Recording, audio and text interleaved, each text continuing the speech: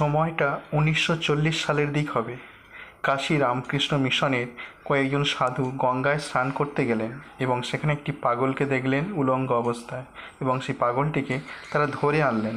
একেবারে বদ্ধ পাগল, ঘুমোতো না, রাত দিন চিৎকার করত।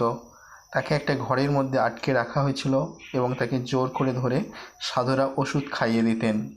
এইভাবে বেশ কিছুদিন কাটার পর দেখা গেল তার বেশ ঘুম হচ্ছে।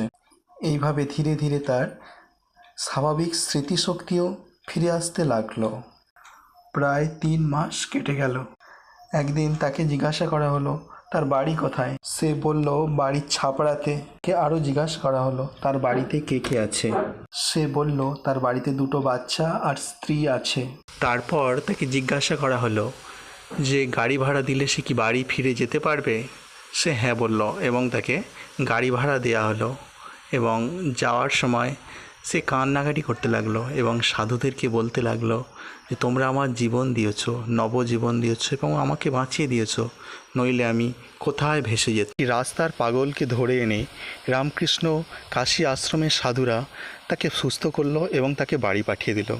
এদিকে বোঝা যায় যে সাধুদের কি মহান হৃদয়।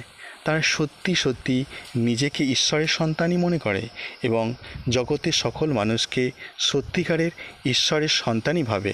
এবং এ বিষয়ে গীতায় বলাই আছে যে সকলেই ভগবানের সন্তান। সাধুরা এটা সত্যি মান্য করে যে সকল মানুষ প্রাণী ভগবানেরই সন্তান।